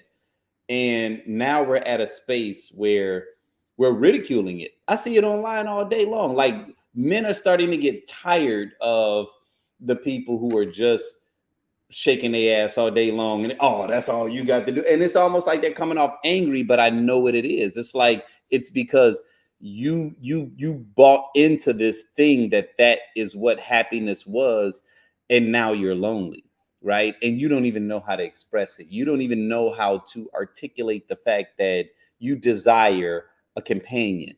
You desire someone to be able to share life with, but the game has been so um shuffled and just it's in such disarray that the things that you were once chasing is no longer fulfilling you, and they don't know how to update their software to determine what they should be chasing after now. Right. But Now I'm going on final that real question for quick. you. Oh, what you got? Um, because I think that the problem with that is a lot of brothers are looking for what they're not willing to offer. You want a Mm, woman to be your peace, but you're not mm, her peace. You want a woman to be patient with you, but you're not patient. A lot of men are out here looking for mothers. I'm not your mother, and I mm, am not here to be your emotional punching bag and to help you regulate your stressful day at work. That's not my responsibility. It is mm, your responsibility to control yourself and to show up as the best version of yourself, happy in this relationship. And I can be a support, but it is absolutely not my responsibility to be your surrogate mother. And mm, so, to the brothers, you have a responsibility to also develop emotional intelligence and learn how to work with your woman. Most of the time, most women just want to be acknowledged. They want to be heard. They want to know that when they come to you with a concern, that not only are you going to try to address the concern, but you're willing to take accountability. A mm, sincere apology and acknowledgement that you're willing to acknowledge what it is that I'm saying to you goes a very long way. But a lot of people are showing up in relationships and unwilling to give what it is that they're looking for. Mm. So you want Yeah. that. You want calm and patient and sweet and kind and loyal. But are you those things, brother? Mm. Because if you're not, leave us alone. Don't come over here disrupting my peace, talking about I need no. You be your own peace. Then my peace and your peace get together, you have peace. But I am not here to cultivate or facilitate peace for no grown man. Uh, And vice uh, versa. The same thing runs true for women. You know what I'm saying? There's brothers out here who are showing up with the emotional intelligence and the empathy, right, and they're dealing with tyrannical women who are ungrateful, who are only judging them by what they have and not who they are. right. We need to start looking at the character of the partners that we're choosing. Yeah, yeah, yeah. And that's the but see here's what's crazy about even just social media, right? Is it's like I feel like in real life, that's what the vast majority of us are looking for. But then we get into these very like narrow-minded conversations on social media that controls the narrative. And that's what I start to find dangerous is when we start to take cues from something that was intended to be entertainment. You know, the people, the purveyors of this entertainment, you know, the creators of this entertainment, they know what it is that they're doing and they're just stoking the fires. But this is not what real life is for a vast majority of us. And I always feel like it gets a little dangerous because of the fact that that controls the narrative. You know, I talk about you and I had the conversation, and you know how there's another popular show that's out where we both admit that we enjoy it. It's entertaining, right? Like it's entertaining, but my concern is when people think that that's what dating is in 2024. If they believe that every woman that I meet is going to put me in a a shooting line and talk about the reasons of why they did not choose me, that's not going to help us as it relates to us finding our significant other. So it's like there's such a thin line between entertainment and real life. Back in the day, I felt like we knew that we when we were watching entertainment. But now that it's social media, even when we Right. see a skit, we can't tell the skit from real life. We can't tell the podcast from, something that's completely fraudulent. And now all of a sudden we're in this space where because we're consuming it all, it's affecting us and it's leaving residue, right? And the residue that it leaves affects whether or not we're going to be able to find our significant other. And so, with what it is So that you said, before like you go, there's some BS.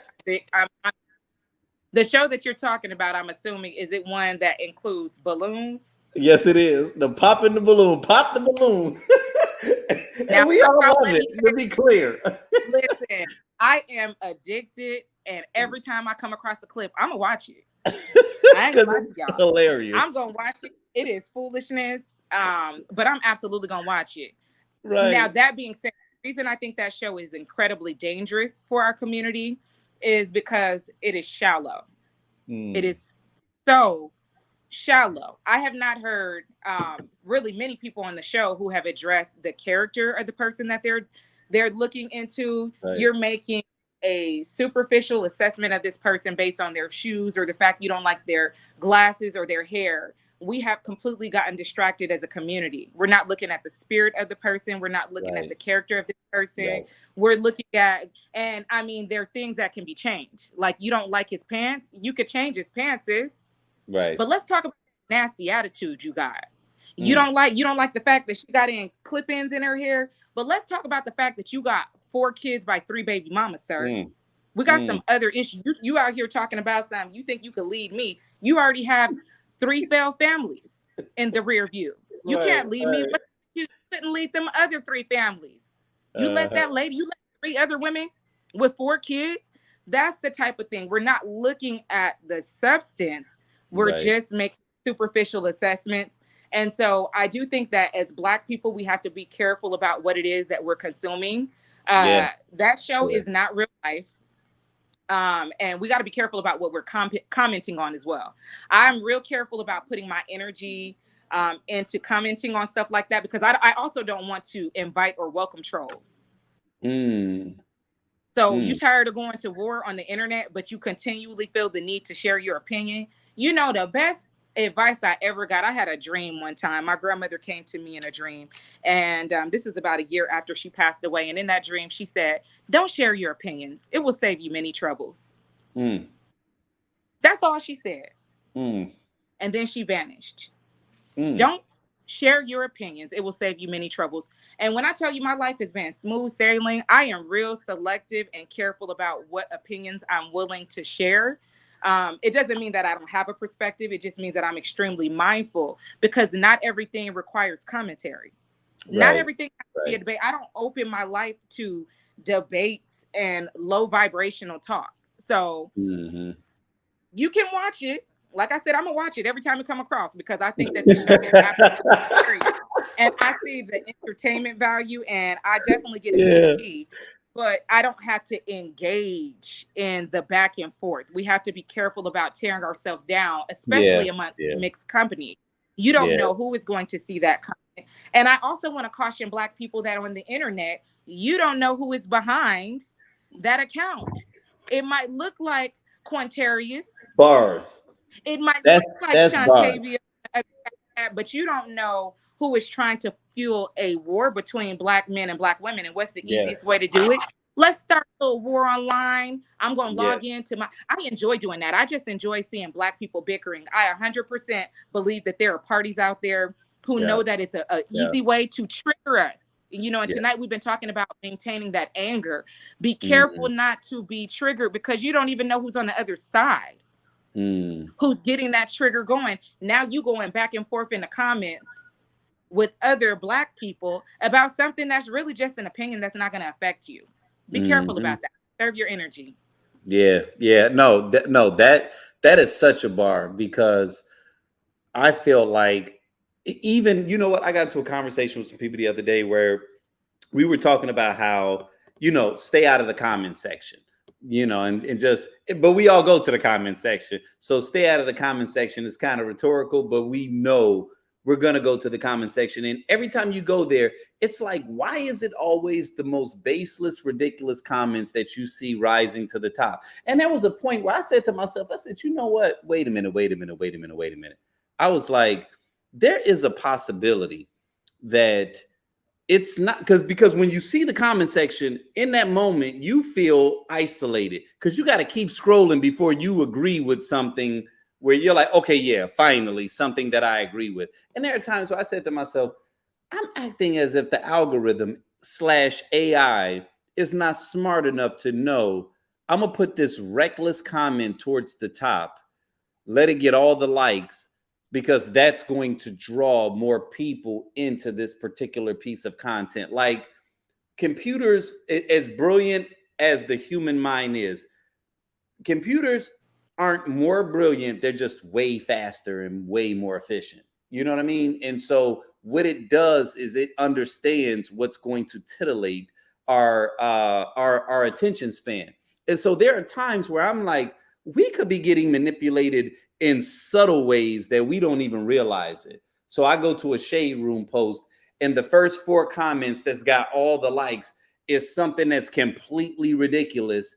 And I'm thinking that that's a barometer of where the culture is at. And in reality, it's just the algorithm understanding that when ratchet comments are at the top, that's what gets this comment to sell. That gets more traction on this particular post. We get to sell more advertising, right? Like, we don't think about the control from that perspective. Not saying that the original person that made the comment wasn't a real person, but just saying that AI could be artificially juicing certain aspects to control the population, right? And we don't think about that. We don't think about whether it be artificial intelligence, to your point, whether it's some outside entity, right? Because we already saw what happened with election interference, how you can start pushing certain narratives and all of a sudden people will move into a way. Like the whole anti-vax thing, that was, everybody think they brilliant.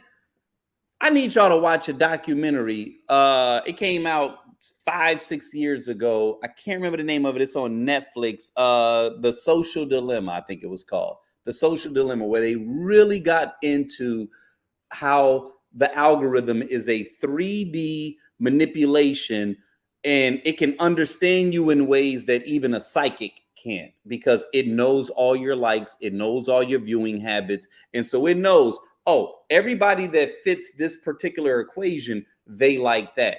And it literally showed how this whole anti-vax thing became a thing, right? Like, people really think that they are that brilliant where they just came up with that on their own. And it's like, no, they knew that certain people were health conscious, and those type of people were led to this, which led them to this, which led them to this. And then all of a sudden it's like, yeah, all vaccines are bad, all medicine is bad, all whatever is bad. And you're busy thinking that you're making your own mind up without acknowledging that we're all being influenced by a wide array of different variables. And how is this affecting me on key metrics? And, obviously I'm not a biologist, so I can't speak to that, but I am deep in this relationship space. And so I have seen how it's affected us on this relationship space. And I think that that's where I kind of draw the line, because I'm like, man, I'm starting to see a lot of people that are experiencing pain. They're in pain and they don't even know it. I can sense what it is that they want. I can sense what it is that they desire. But because they've gone down this rabbit hole, they're feeding all this content from all of these influencers, not people that are just sharing it with you because they're like legitimate prophets and they're just here to give you the message. No, they're here to get your clicks. They're here to monetize your attention. They're telling you what it is that they think you need to hear to keep you engaged. And they are completely unaware as to how that can keep them misaligned with the universe. But again, I can go on that. That is why my t-shirt brand, non-conforming free thinking Black woman. Ooh, If you can see the okay. Okay, wait a minute. Right. All right. Okay. So first off, that's dope.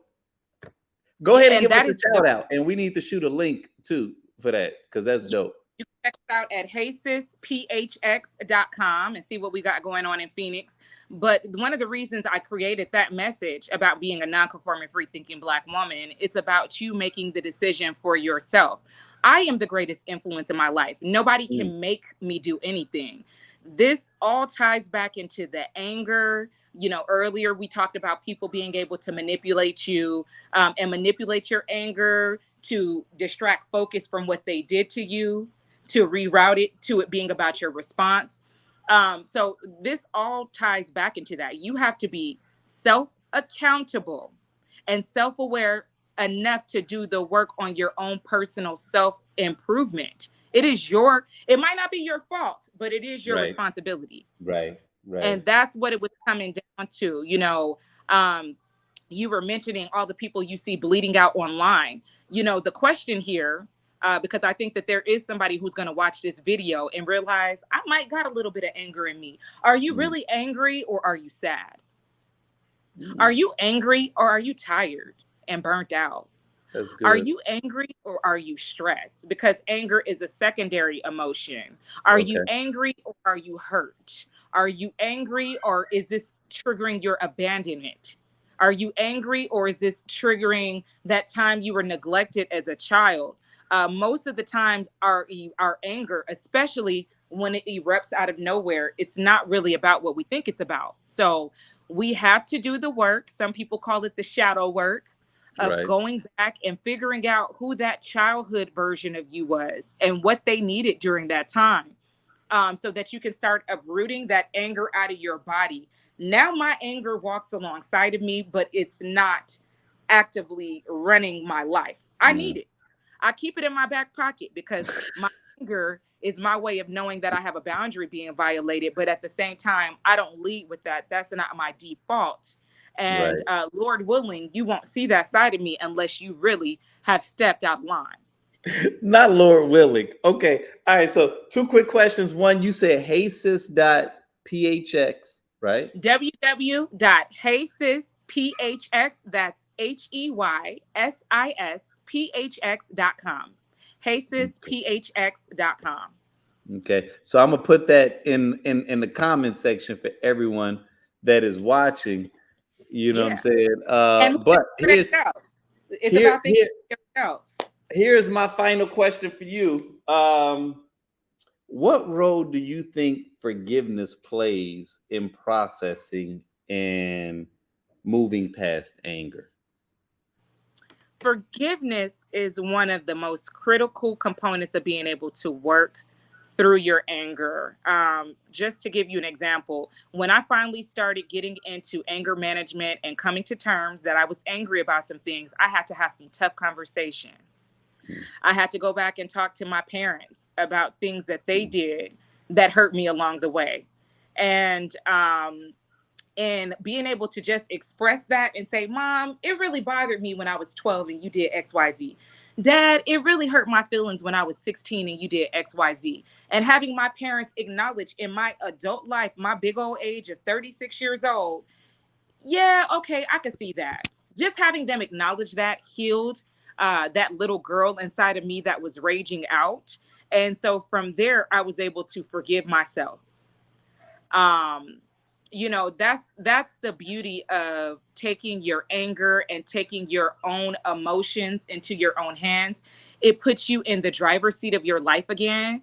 And so I was able to see the ways in which my anger was out of control and I needed to change it, but I was also to see the ways that my anger protected me and alerted me that something really wrong was going on. And so now I'm in this beautiful place where when I feel anger, I physically feel it in my body, and that gives me the ability to process it differently because I've done the necessary work to forgive the people in my life who I believe have hurt me.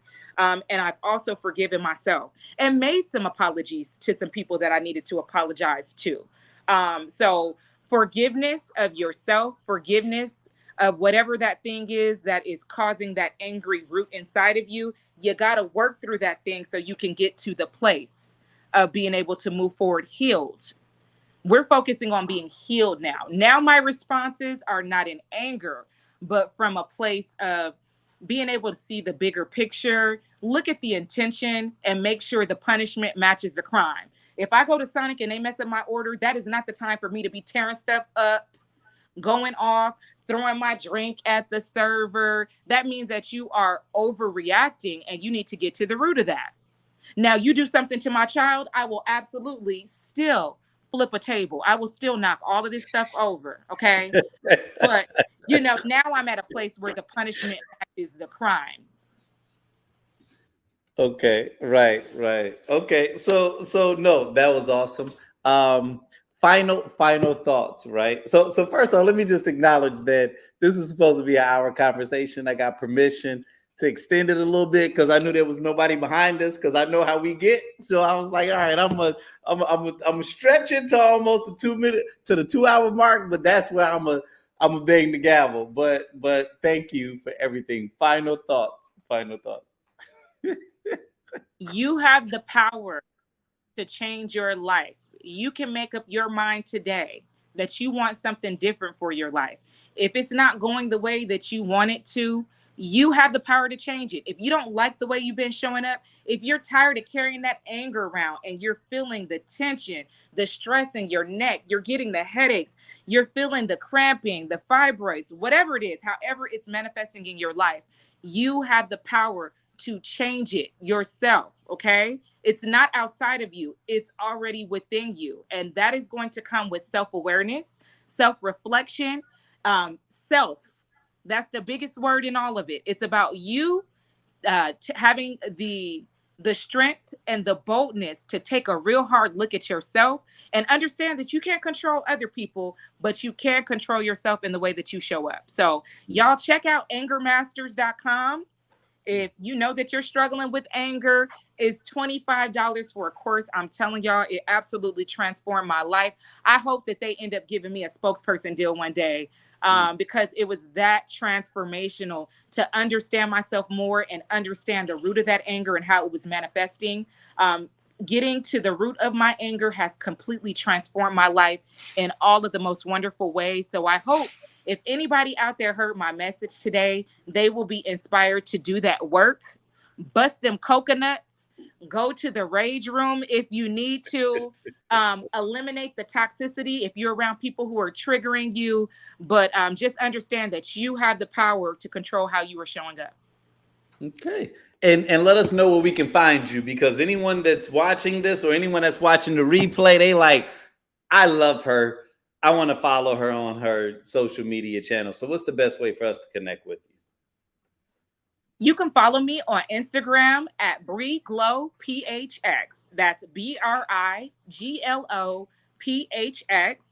You can also find my company, Sisters Seeking PHX, on Facebook, Instagram, you name it, we are there. Okay, so it's SISTASSEEKING PHX, Sisters Seeking PHX. Y'all see, I got a lisp. Why I come up with a business name with all these S's in it? Shameful. But y'all follow us. If you are a Black woman in Phoenix, interested in moving to Phoenix, new to Phoenix, and wanting to know about what we have going on here, we would love to connect you with some other Black women in the city. We just want to love on you and embrace you so that you feel like family from the moment you arrive.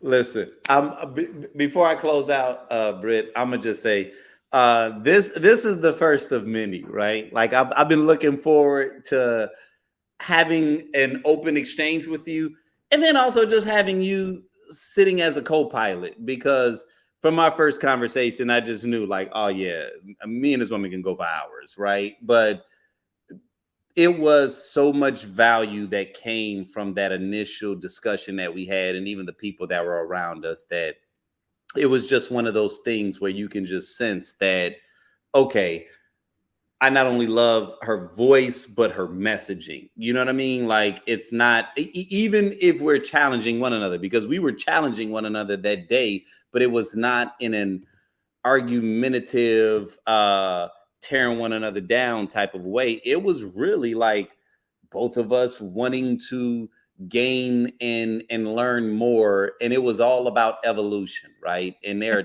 times where you have certain collaborative efforts where it's all about evolution, and because two people have a similar spirit where it's all about getting to that next level, it's all about adding value, and it's all about being better. And you definitely did that for me today, without even much promotion, right? Like, actually with no promotion, because I just came back from Vegas. And that was reckless in and of itself. I had a comfort in knowing that you were going to be who I was having this discussion with today. And it was everything that I knew it would be. And so thank you. And like I said, for those of you all that are watching, this is not the last time that you all are going to see Britt. She's out here, and like I said, this is one of my new great friends. And so thank you again for participating in this discussion. And y'all keep doing the work. We each have the power. If we start transforming ourselves, our community could be so great. I see so much potential there. So I love what you're doing with Tequila Tales. It's time for us. We've done enough bickering back and forth.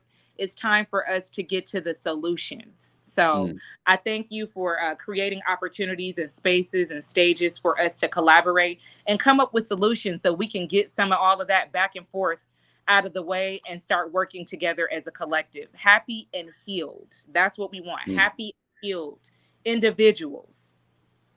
Yes. So with that being said, thank you, Britt. And until the next time. You guys, let me tell you something.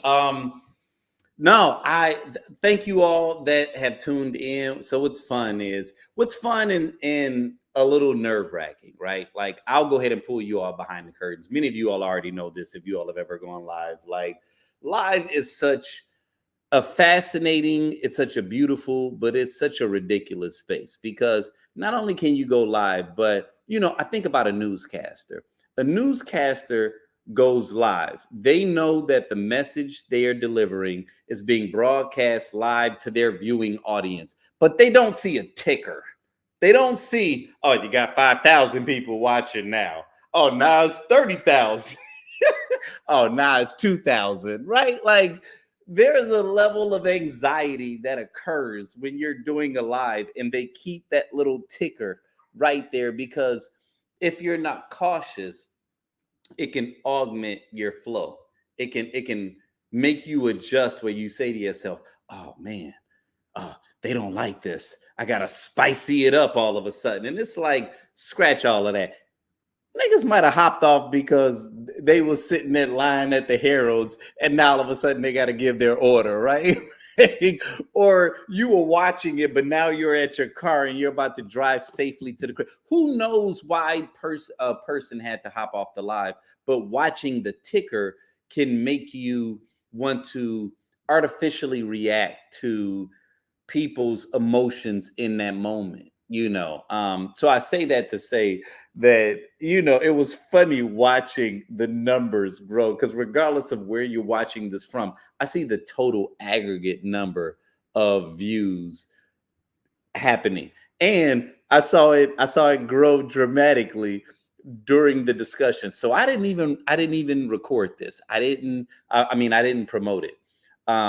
It was my initial intention to promote it aggressively, because who Britt has shown herself to be in the short period of time that I've known her is someone who is incredibly intelligent, very competent, very capable, but also very passionate, right?